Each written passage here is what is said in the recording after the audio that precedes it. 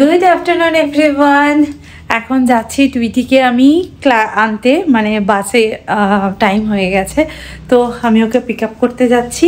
তো চলো যাই, আর আজকে এখান থেকে আমি আমার ব্লগটা স্টার্ট করছি। এখন ওয়েদারটা এমন হয়ে গেছে না, ঠান্ডা গরম করে রাত্রিবেলা পাখা চালিয়ে শুতে হচ্ছে। এমনি এখন যেমন পাখা বন্ধ করে বসে রয়েছে, গলায় আমার ব্যথা হচ্ছে। এমনি আমার টনসিলের একটু প্রবলেম আছে, গলায় বেশ ব্যথা হয়েছে।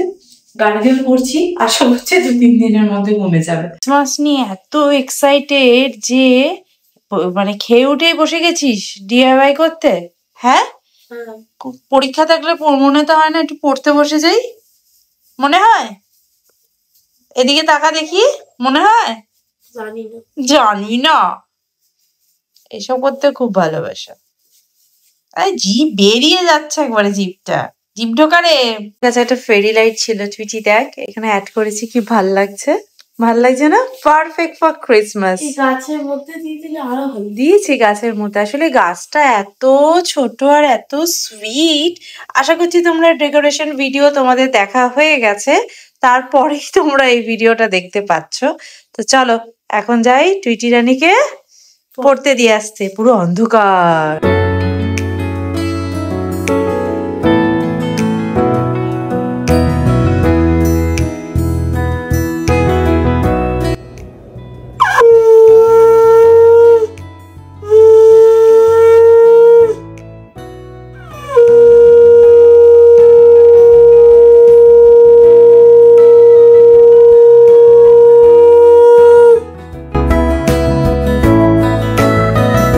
দেখতে দেখতে টুইটিকে আনতে যাওয়ার সময় হয়ে গেল। মাঝখান দিয়ে যে কোথা দিয়ে 2 ঘন্টা কেটে গেল বুঝতে পারলাম না, এত কাজ। এখনো পর্যন্ত কাজ শেষ হয়নি, আর আমি এখন টুইটিকে নিয়ে ফেরার সময় একটু ফল কিনবো, ঠাকুরের জন্য ফুল কিনবো, এগুলো কিনে নিয়ে ফিরবো। সুতরাং একটা সময় তো লাগবেই। আবার এখন প্রান্তিক কখন বলেছে CC2 এর কাছে আছি, এখনো পর্যন্ত আইলো না। দেখি ফোন করে কত দূর এলো। বেরিয়েছি, টুইটির ক্লাস হচ্ছে তো হচ্ছে, তারপরে এই দুনিয়ার বাজার, এই যে ফুলের বাজার, ফলের বাজার, মিষ্টি বাজার, ঠাকুরের মিষ্টি, সবকিছু নিয়ে আস্তে আস্তে কতটা সময় লেগে গেল। মিষ্টি দোকানের লোক বলছে আপনার যে মিষ্টি খেতে ভালো লাগে সেই মিষ্টি আপনি ঠাকুরকে খেতে দেন। তার সবাই কি দেয় বলো তো? হ্যাঁ, তাই তো দেয়, তাই তো দেয়। যা খুশি মিষ্টি তুলে দেয়, বলছে কি ঠাকুরকে তো দেবেন খেতে। যে ঠাকুর খায়, লোকে তো তাই করে, নিজের যেটা ভালো লাগে সেটাই দেয়। চলো যাই। সরি, আমার হাতে ব্যথা হয়ে গেল। এমন ডিস্টেন্স না টোটো অটোতে ওঠা যায়, আর উঠলেই নামবার সময় চলে আসে, আর না হেঁটে আসতে গেলে আবার ঘুমানো, মানে আর হেঁটে আসতে গেলে বেশ অনেকটাই, এসব বাজার করতে করতে অনেকটা সময় লেগে যায়। বাইরে কি হাওয়া দিচ্ছে, একটু নাড়তে বলে গেছি, সেখানে হাতে মোবাইল নিয়ে রান্না করছে। ব্যাস হয়ে গেল, টুইটি তো চানা পুড়ে শেষ। ব্যাস বুঝতে পেরেছি, সবই করে দেওয়া হয়েছে। এটা কি নাড়া, এ করে কি নাড়া হচ্ছে, এটা কি ধরনের নাড়া একটু বলবে? এ করে কি নাড়া হয়? ও চোখটা তো মোবাইলে, ওই জন্য। সত্যি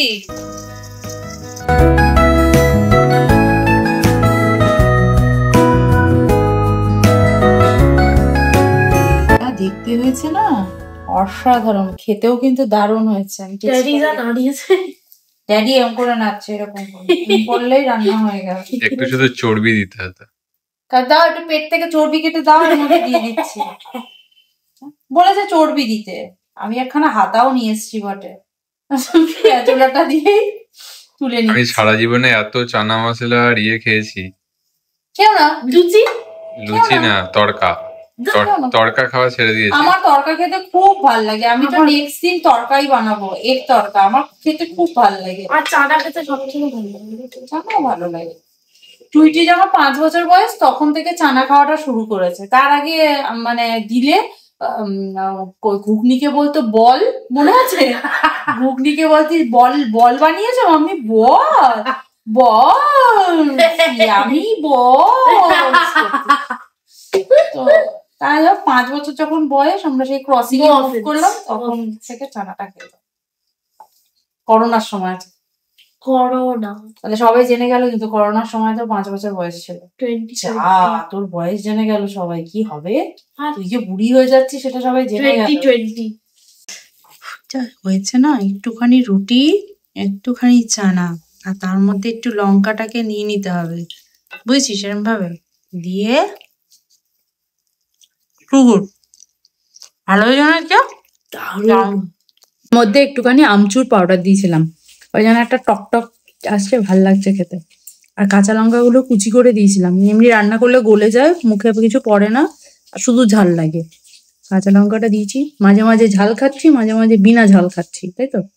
বাটির মধ্যে নিয়েছি একটু জল, তার সাথে অ্যাড করছি ভিনিগার, অ্যান্ড এর সাথে অ্যাড করবো হচ্ছে একটু খাবার সোডা। কারণ হচ্ছে আজকে আমি স্ট্রবেরি এনেছি, তো এই ইয়ারের প্রথম স্ট্রবেরি। মিষ্টি হবে জানি না, তবে কসকোর মতন হবে না। বিগ বাস্কেটেও পাওয়া যায়, বিগ বাস্কেট এগুলো লাস্ট ইয়ার তো ভালোই ছিল, তো দেখা যাক এইসব এইটা কেমন হয়।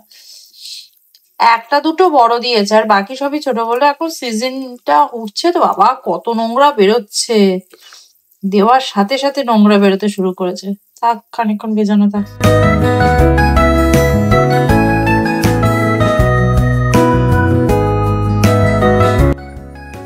Good morning everyone. আর ঘরদোরের এই অবস্থা দেখছো, আমার ব্রেকফাস্ট করা হয়ে গেছে, এক্সারসাইজ করা হয়ে গেছে। লাঞ্চে আজকে খুব সিম্পল লাঞ্চ বানাবো, আর কিন্তু আজকে আমি সন্ধ্যেবেলা ক্রিসমাস ট্রিকে ডেকোরেট করব। আর ক্রিসমাস ট্রিটা আছে এই বেড বক্সে, তো ওইটা বের করব, সেই জন্য আমি আর আগে থেকে বেডটা ক্লিন করি। আর ইচ্ছা আছে এই বেডশিটটাকেও চেঞ্জ করব।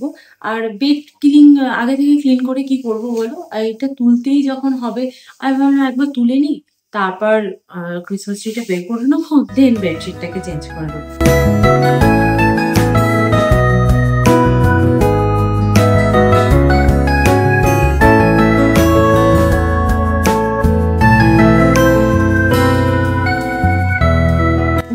এটা খুললামই, তখন আমি ভেতরটা একটু ভ্যাকিউম করে নিলাম যাতে একটু ক্লিন থাকে।